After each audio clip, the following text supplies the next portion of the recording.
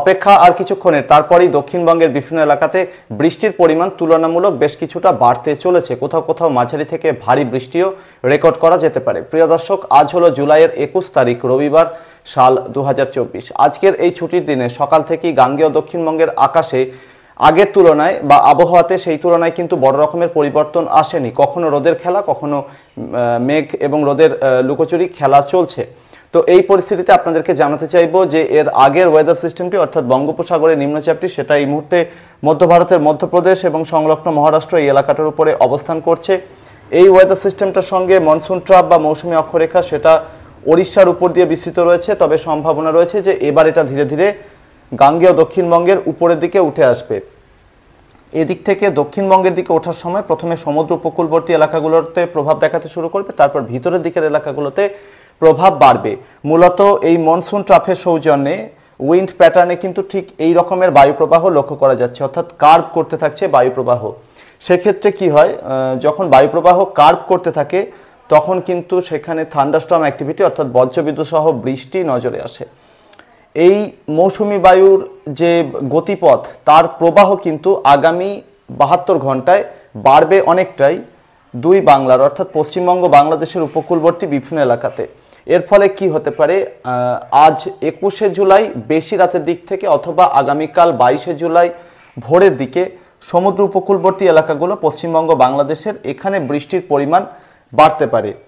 আর সেই সাথে আগামীকাল 22শে জুলাই কলকাতা সহ গাঙ্গেয় দক্ষিণবঙ্গের বিভিন্ন জেলাতে প্রধানত হালকা থেকে মাঝারি ধরনের বৃষ্টি বজ্রবিদ্যুৎ সহ হতে পারে। বাংলাদেশের দক্ষিণাঞ্চলে খুলনা, বরিশাল, চট্টগ্রাম ডিভিশনেও এই একই রকমের পরিস্থিতি তৈরি হতে পারে, মূলত দক্ষিণ দিকের এলাকাগুলোতে, যার মধ্যে চট্টগ্রাম ডিভিশনের সমুদ্র তীরবর্তী এলাকাগুলো যেরকম টেকনাফ, মহেশখালী, কক্সবাজার, চট্টগ্রাম বন্দর এই এলাকাগুলোর কোথাও কোথাও আগামী 48 ঘন্টায় বেশ খানিকটা ভারী বৃষ্টি নজরে আসতে পারে। 23শে জুলাই হতে হতে উপকূলবর্তী এই সমস্ত এলাকাগুলোতে বৃষ্টির পরিমাণ আরও একটু বাড়তে পারে এবং এই সময় কলকাতা সহ হাওড়া, 2 চব্বিশ পরগনা, পূর্ব মেদিনীপুর এবং পার্শ্ববর্তী কিছু এলাকা, অন্যদিকে বাংলাদেশের উপকূলবর্তী 3টি ডিভিশন যেরকম বরিশাল, খুলনা, সেই সাথে চট্টগ্রাম ডিভিশন এই এলাকাগুলোর সমুদ্র তীরবর্তী এলাকাগুলোতে কিন্তু ভারী বৃষ্টি নজরে আসবে। 23শে জুলাই উপকূলবর্তী এলাকাগুলোতে ভারী বৃষ্টি নজরে আসবে। এই পরিস্থিতিতে মনে হচ্ছে যে মধ্যাঞ্চলের যে এলাকাগুলো অর্থাৎ ভারতের ত্রিপুরা, সেই সাথে রাজধানী ঢাকা বাংলাদেশের এবং পার্শ্ববর্তী খুলনা ডিভিশনের উত্তরাঞ্চল এবং ঢাকা ডিভিশনের বিভিন্ন এলাকা, চট্টগ্রাম ডিভিশনের উত্তর দিকের বিভিন্ন এলাকা, সেই সাথে গাঙ্গেয় দক্ষিণবঙ্গের উত্তর দিকের মূলত মুর্শিদাবাদ, বীরভূম জেলার কিছু এলাকা, পূর্ব বর্ধমান, নদিয়া জেলার উত্তর দিকের এলাকা অর্থাৎ নদিয়া জেলার কৃষ্ণনগর, বেথুয়া, ডহরি, অন্যদিকে পূর্ব বর্ধমানের কাটোয়া এবং পূর্বস্থলী পার্শ্ববর্তী কিছু এলাকা, এই বেল্টটাতে এই পর্বের বৃষ্টিতে খুব বড় রকমের প্রভাব পড়ার সম্ভাবনা কম। অর্থাৎ এই এলাকাগুলোতে দক্ষিণের তুলনায় অর্থাৎ সমুদ্র তীরবর্তী এলাকার তুলনায় কিন্তু বৃষ্টির পরিমাণ অনেকটাই কম থাকবে। ঝাড়খণ্ডের উত্তর দিকেও এই একই পরিস্থিতি থাকবে, বিহারের ম্যাক্সিমাম এলাকাতেও কিন্তু এই একই পরিস্থিতি থাকবে, অর্থাৎ এখানেও কিন্তু ভালো বৃষ্টি আপাতত পরবর্তী কয়েকটা দিনের মধ্যে নজরে আসার সম্ভাবনা কম। অন্যদিকে এই আর্দ্রতাপূর্ণ হাওয়া যখন রিকার্ভ করছে সেটা পাহাড়ে অর্থাৎ হিমালয়ের উপরে গিয়ে ধাক্কা খাচ্ছে, সেই কারণে সিকিমের বিভিন্ন এলাকা, অন্যদিকে দার্জিলিং, কালিম্পং, জলপাইগুড়ি এবং এর পার্শ্ববর্তী কিছু এলাকা, এই এলাকাগুলোতে আগামী 3 দিনের মধ্যে মাঝারি থেকে ভারী বৃষ্টি হতে পারে। বাকি আলিপুরদুয়ার, কোচবিহারে হালকা থেকে মাঝারি ধরনের বৃষ্টি, উত্তর দিনাজপুরের উত্তর দিকের এলাকাগুলো অর্থাৎ জলপাইগুড়ি, ঘেঁষা এলাকাগুলোতে হালকা থেকে মাঝারি ধরনের বৃষ্টির সম্ভাবনা। বাকি মালদা, 2 দিনাজপুরে পরবর্তী 3 দিনের মধ্যে ভালো বৃষ্টির সম্ভাবনা কম বলেই মনে হচ্ছে। সেক্ষেত্রে বিক্ষিপ্তভাবে হালকা বৃষ্টি এখানে কোথাও কোথাও হতে পারে। তো ওভারঅল যেটা পরিস্থিতি দাঁড়াচ্ছে যে এবার বৃষ্টির পরিমাণ বাড়তে চলেছে দক্ষিণের বিভিন্ন এলাকাতে। 23 এবং 24শে জুলাই কলকাতা সহ দক্ষিণবঙ্গের বিভিন্ন জেলাতে হালকা থেকে মাঝারি ধরনের বৃষ্টির সঙ্গে কোথাও কোথাও বেশ খানিকটা ভারী বৃষ্টি হতে পারে। বাংলাদেশের উপকূলবর্তী এলাকাগুলোতেও এই একই পরিস্থিতি হতে পারে। একেবারে যে কোস্টাল এলাকাগুলো রয়েছে অর্থাৎ বঙ্গোপসাগরের একেবারে তীরবর্তী দুই বাংলার যে এলাকাগুলো, এখানে কোথাও কোথাও অতি ভারী বৃষ্টির সম্ভাবনা এই 2 দিনের মধ্যে উধাও করা যাচ্ছে না, মানে সম্ভাবনাকে পুরোপুরি রোল আউট করা যাচ্ছে না। 23 এবং 24শে জুলাই এখানে কোথাও কোথাও অতি ভারী বৃষ্টিও হতে পারে একেবারে কোস্টাল এলাকাগুলোতে। ফলে উপকূলবর্তী এলাকাগুলোতে বেশ খানিকটা জলোচ্ছ্বাস হওয়ার মতো পরিস্থিতি তৈরি হতে পারে। কারণ পরবর্তী সময় কি হতে পারে, জুলাইয়ের 25 থেকে 26 তারিখের মধ্যে বাংলাদেশের উপকূলবর্তী সন্দ্বীপ, হাতিয়া এই এলাকাটা কাছাকাছি কোনো একটা জায়গায় অর্থাৎ উত্তর বঙ্গোপসাগর সংলগ্ন এলাকায় এখানে একটা ঘূর্ণাবর্ত তৈরি হতে পারে। এই ঘূর্ণাবর্তটি শক্তি বৃদ্ধি করে নিম্নচাপে পরিণত হওয়ার সম্ভাবনা, তবে তার ট্র্যাক কিন্তু পশ্চিম দিকেই থাকবে, অর্থাৎ সুন্দরবনের কিছু এলাকাকে টাচ করে এটা ওড়িশার দিকে অগ্রসর হতে থাকবে। এই ওয়েদার সিস্টেমটা যখন তৈরি হয়ে যাবে 25 থেকে 26শে জুলাইয়ের মধ্যে, তখন কিন্তু দক্ষিণবঙ্গের বিভিন্ন এলাকা, দক্ষিণ বাংলাদেশের ভিতরের দিকের এলাকাগুলো যেখানে বৃষ্টির পরিমাণ বাড়তে চলেছে সেখানে কিন্তু বৃষ্টির পরিমাণ আবারও কমে যাবে। অর্থাৎ নিম্নচাপ তৈরি হলে কিন্তু দক্ষিণবঙ্গ বা পার্শ্ববর্তী এলাকার জন্য ভালো কোনো খবর থাকছে না এই নিম্নচাপের হাত ধরে। তার আগে যতক্ষণ পর্যন্ত মনসুন ট্রাপ বা মৌসুমী অক্ষরেখার অবস্থান থাকবে ততক্ষণ পর্যন্ত কিন্তু বৃষ্টির পরিমাণ বাড়বে। নিম্নচাপ তৈরি হয়ে গেলে নিম্নচাপের টানে মনসুন ট্রাপও দক্ষিণে নেমে যাবে। হয়তো উপকূলবর্তী এলাকাগুলোতে কিছুটা ভালো বৃষ্টি হতে পারে। এই নিম্নচাপ যখন ওড়িশার দিকে সরবে তখন কিন্তু ওড়িশার বিভিন্ন এলাকাতে মাঝারি থেকে ভারী বৃষ্টি, কোথাও কোথাও অতি ভারী বৃষ্টি হতে পারে।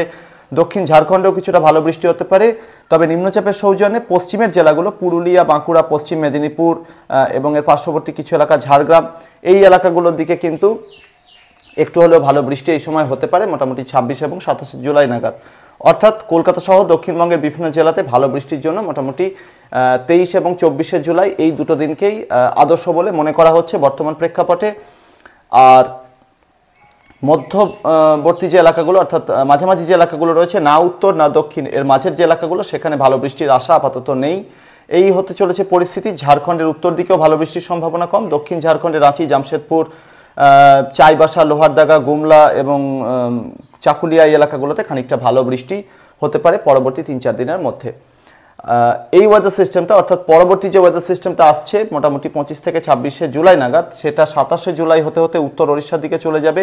পরবর্তী সময় পশ্চিম দিকে সরতে থাকবে আরও, অর্থাৎ ছত্তিশগড়, মধ্যপ্রদেশ, মহারাষ্ট্রের দিকে এগোতে থাকবে।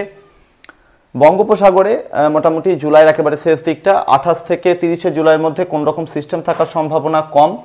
মনসুন ট্রাপ এই এলাকাটার উপরে আনাগোনা করবে বটে, তবে খুব ভালো বৃষ্টির সম্ভাবনা এই সময় লক্ষ্য করা যাচ্ছে না।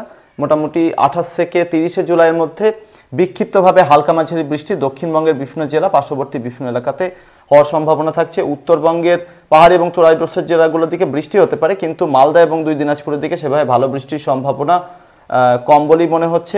ত্রিপুরাতে আপাতত পরবর্তী 10 দিনের মধ্যে সেভাবে ভালো বৃষ্টির সেরকম কোনো আশা নেই। বিক্ষিপ্তভাবে হালকা মাঝারি বৃষ্টি এখানে সম্বল হতে চলেছে। আসামের বিভিন্ন এলাকাতে ছড়িয়ে ছিটিয়ে বিক্ষিপ্তভাবে প্রধানত হালকা থেকে মাঝারি ধরনের বৃষ্টির সম্ভাবনাই থেকে যাচ্ছে, অর্থাৎ ভালো বৃষ্টির সম্ভাবনা কিন্তু আসামেও সেভাবে নেই বললেই চলে। এর আগে বিভিন্ন পূর্বাভাসে আপনাদেরকে জানিয়েছিলাম যে আগস্টের শুরুতে বঙ্গোপসাগরে আবারও একটা সিস্টেম ফরমেশন হতে পারে, সেই ইঙ্গিত বা সেই পূর্বাভাসে কিন্তু বহাল থাকছে। অর্থাৎ আগস্টের শুরুতে বঙ্গোপসাগরে উত্তরাঞ্চলে আবারও একটা নিম্নচাপ দানা বাঁধতে পারে। সেই ওয়েদার সিস্টেমটা ট্র্যাক কিন্তু উত্তর ওড়িশা এবং সংলগ্ন গাঙ্গেয় দক্ষিণবঙ্গের উপকূলবর্তী এলাকা, এই দিকটাতেই হওয়ার সম্ভাবনা রয়েছে। সেই ওয়েদার সিস্টেমটা টানে মৌসুমী অক্ষরেখা কিন্তু আবারও দক্ষিণের দিকে নেমে যাবে এবং ওড়িশাতে সেই সময় ভালো পরিমাণ বৃষ্টি হতে পারে। ওড়িশা লাগোয়া গাঙ্গেয় দক্ষিণবঙ্গের জেলাগুলোতে এখানেও কিন্তু ভালো পরিমাণ বৃষ্টি সেই সময় নজরে আসতে পারে। দক্ষিণবঙ্গের ভিতরের দিকের এলাকাগুলো এবং তার পার্শ্ববর্তী বিভিন্ন এলাকাতে ভালো পরিমাণ বৃষ্টি হবে কিনা সেটা জানতে হলে আরও কয়েকটা দিন অপেক্ষা করতে হবে। মাঝে আপনাদের বৃষ্টি ঘাটতির ব্যাপারে একটু বলে দিই। দেখুন, প্রথমত দক্ষিণবঙ্গের বিভিন্ন এলাকাতে তো বর্ষা অনেকটা দেরিতে ঢুকেছে, আর সেই সাথে বৃষ্টি ঘাটতিও কিন্তু যথেষ্ট বেড়েছে। কলকাতা, অন্যদিকে হুগলি এবং সেই সাথে পশ্চিম বর্ধমানের বিভিন্ন এলাকা, এই এলাকাটাতে মোটামুটি 30 থেকে 35% মধ্যে বৃষ্টির ঘাটতি থাকলেও গাঙ্গেয় দক্ষিণবঙ্গের বাকি সমস্ত জেলাতেই কিন্তু মোটামুটি 50, 52, 57% এই রকম পর্যন্ত বৃষ্টির ঘাটতি রয়েছে। অর্থাৎ ওভারঅল দক্ষিণবঙ্গে কিন্তু অর্ধেক বৃষ্টি এখনো পর্যন্ত কিন্তু হয়নি, এই রকমেরই পরিস্থিতি রয়েছে। যার মধ্যে উত্তরের জেলাগুলোর অবস্থা একটু ভালো। উত্তর দিনাজপুরে কিন্তু বৃষ্টির ঘাটতি এখনো পর্যন্ত প্রায় 35% পর্যন্ত রয়েছে। বাকি মালদা থেকে দক্ষিণ দিনাজপুর, অন্যদিকে পাহাড়ি এবং তরাই ডুয়ার্সের জেলাগুলোতে যথেষ্ট ভালো বৃষ্টি হয়েছে এবং পাহাড়ি এবং তরাই ডুয়ার্সের জেলাগুলোতে অনেক বেশি বৃষ্টিও কিন্তু লক্ষ্য করা গেছে। তো আগামী কয়েকটা দিনের বৃষ্টিতে দক্ষিণবঙ্গের বিভিন্ন জেলাতে বৃষ্টির ঘাটতি কিছুটা মিটবে, এ ব্যাপারে কোনো সন্দেহ নেই। কতটা ঘাটতি মেটে সেটার দিকে আমরা তাকিয়ে থাকবো। আপনারা নজর রাখতে থাকুন ওয়েদার উইথ শুভেন্দু চ্যানেলের দিকে। পরবর্তী আপডেট এবং লাইভে আবারও দেখা হবে। ধন্যবাদ।